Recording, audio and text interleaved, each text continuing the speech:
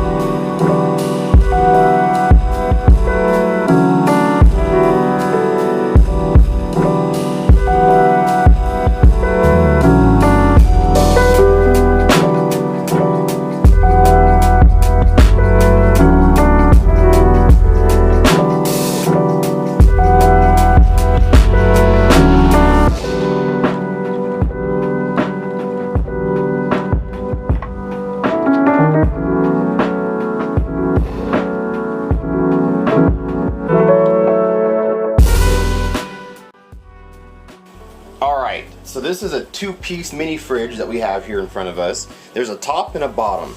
And you can actually buy this piece separately from down here. This itself is a Bluetooth speaker slash home network that you can kind of use to have a full home audio system. This is something you can buy by itself. I'll try to find the price of this individually so you guys can see. But this is I guess the top speaker, and then the bottom will add a little bit more dynamic, a little bit more bass to your whole sound system. But this looks really cool. They have 3 different colors, I believe. This one is probably my favorite. I think there's a white one, maybe a black one. I'll have to put the colors on the screen. But this one looks really nice with kind of like that, maybe the bronze accent or a rose gold accent. I can't really tell exactly what color it is necessarily. But here's some top controls here.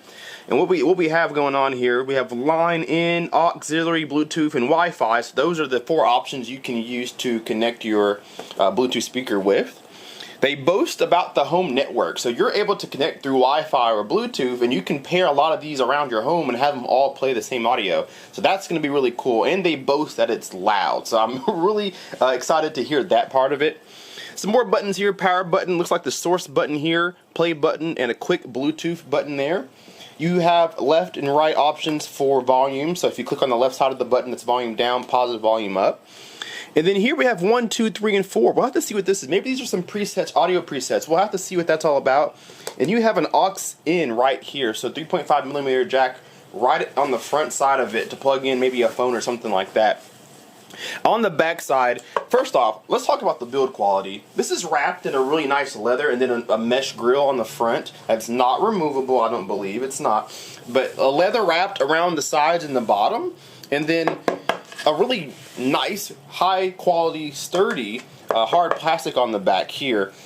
Here's your RCA inputs if you're doing line in, and then you have a sub out right here too. So if you want to connect this to an existing sub or one that you may want to pick up, you can do that.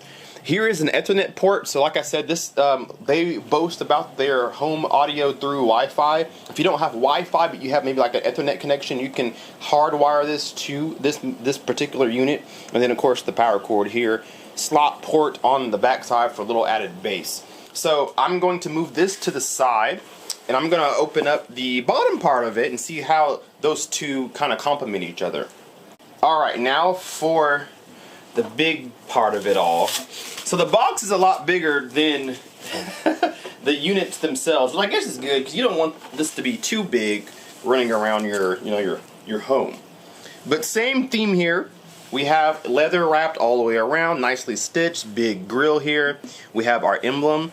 and kind of feeling around here, it's hard. So no speakers up here, but we do have one giant one here. So this tells me this is going to add a lot more mid-range bass to your system if you're not looking to pair this with a sub.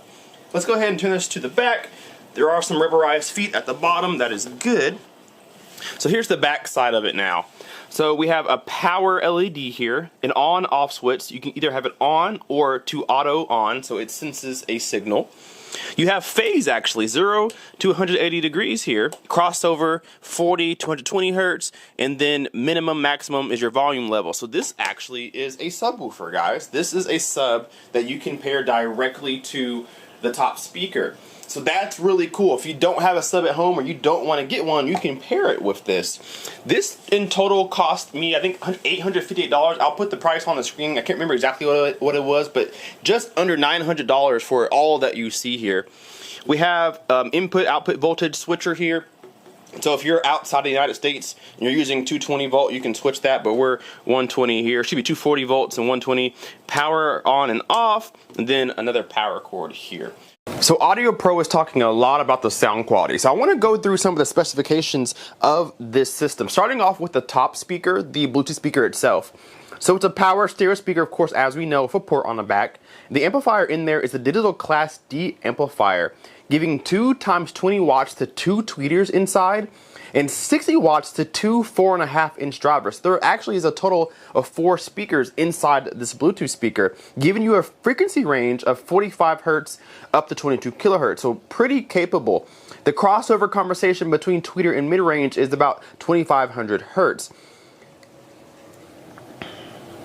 Now if you choose to go my route and get the sub, they call it the D sub. It has a 200 watt digital Class D amplifier with an 8-inch long throw sub inside, giving you a frequency response of 30 hertz to 120 hertz, and your crossover is variable between 50 and 200 hertz. So you can actually set your crossover, of course, to kind of complement better with the Bluetooth speaker. Now I'm curious, usually whenever you plug a sub to a Bluetooth speaker or a powered speaker, it changes the crossover automatically. It lowers the bass output of the main speaker since you're using a sub. So I'm curious to see if the top speaker, the main speaker, kind of lowers its bass output because there's a sub now paired with it. We'll see if it has that kind of communication there.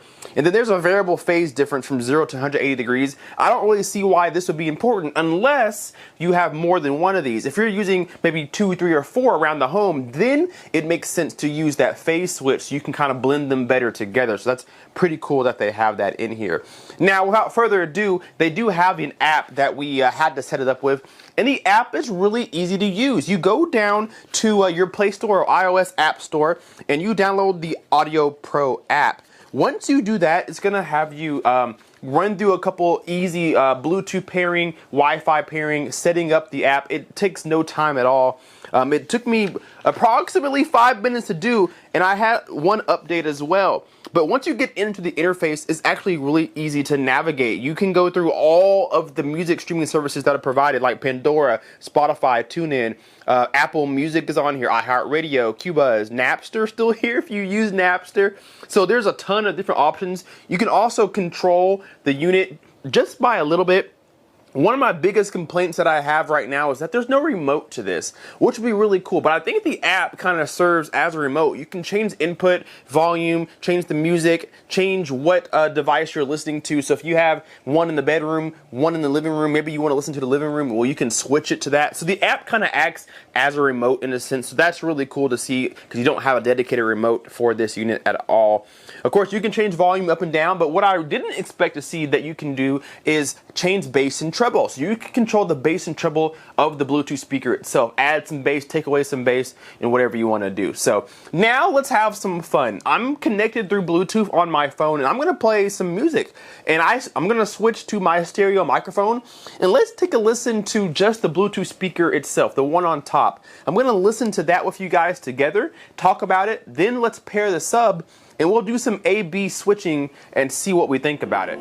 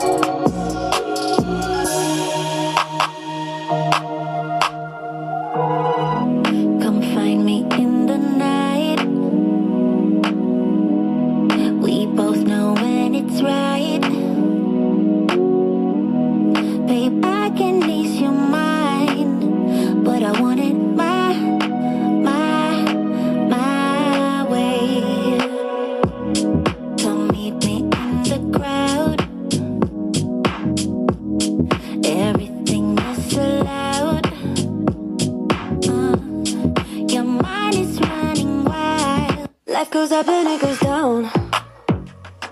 I know my mom taught me that. I figured why we fool around so little, and we keep track of time, being so serious, idiots, making it. All right, there was a little sound demo for you guys for what it's worth with the subwoofer on, subwoofer off. I'm not going to give like a super analytical, you know, synopsis of this because I don't think that's necessary. You're not getting this for like crazy critical listening. But I will give, let's give 3 pros and 3 cons, right? Let's start off with the cons.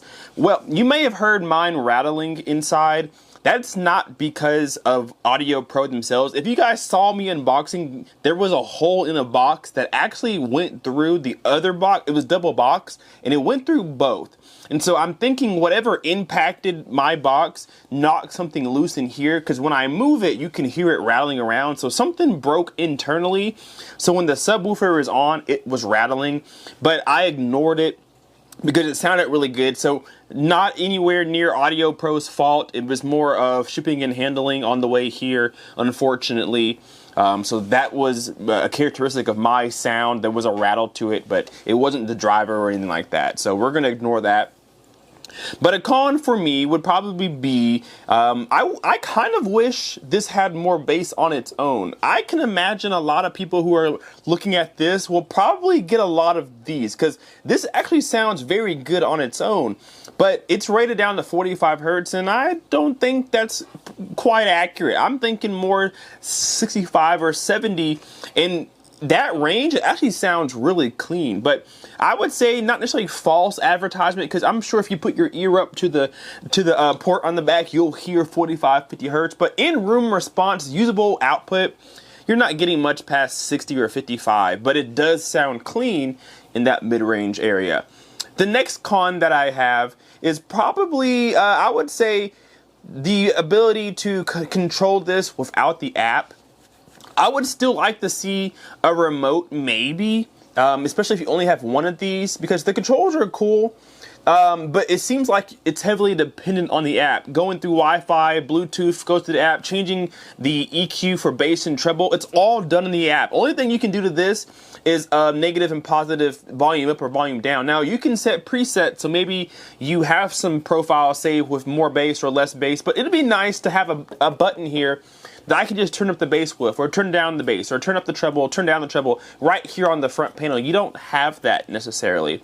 Now, obviously, I showed you guys a clip of this with the grill off. I told you you couldn't take the grill off, but you can. You can remove the grill on the Bluetooth speaker itself, but not on the subwoofer itself. I'm pretty sure it's nothing really pleasing to see underneath here anyway, so it makes sense. But that's pretty cool that you can take this off, especially if you get a ripper or tear in it. You can probably, hopefully, get a replacement and just put a new one on. So hopefully that's a thing.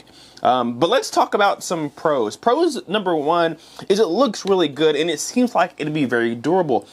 If this is something you want in your home, you can put them in different rooms and have a whole audio system. But I imagine there'd be a lot of people taking this to like trips, taking it to venues. Maybe you have a family gathering, a family reunion, you want to bring a Bluetooth speaker to. Maybe you're going on vacation. I can see a lot of people kind of taking this around because it doesn't weigh a lot, and so it looks like it'd handle it very well. Being leather, though, you do see, fingerprints kind of set in already. I've touched this just long enough to make a video with you guys, and you can see my, the grease from my hands, the natural oils from my skin is already in the leather, so I can see this getting dirty pretty quickly, but it does seem like durable leather. I wouldn't have this next to a window or anything because the sun, the UV, would probably discolor some of the leather on here, but it is very nicely built all the way around, both the sub and the Bluetooth speaker itself. So that's a nice pro. Another pro is the sound quality. I mean, it simply sounds good. It does get very loud, both the sub and the speaker itself. I would definitely, if you have the money to fork out, or if you want to fork it out, I would pair this with the sub because it does blend quite well, and the sub does get quite loud. Again, this doesn't really dig very deep at all, but the sub does round it out. It drops off incredibly quick. Don't expect crazy amounts of low bass, but it does add a nice full body sound to the overall sound that I really liked. You definitely want to max out the treble on this, just like any other Bluetooth speaker. It can sound kind of boomy on almost every genre of music. But if you raise the treble up all the way to max, it actually sounds pretty good. I played with the bass slider, moving it up and down, and I actually didn't hear any difference. I didn't hear it lessen the bass. I didn't hear it add bass. Nothing really changed for me. So it kind of just sounds how it sounds, but it does sound pretty good.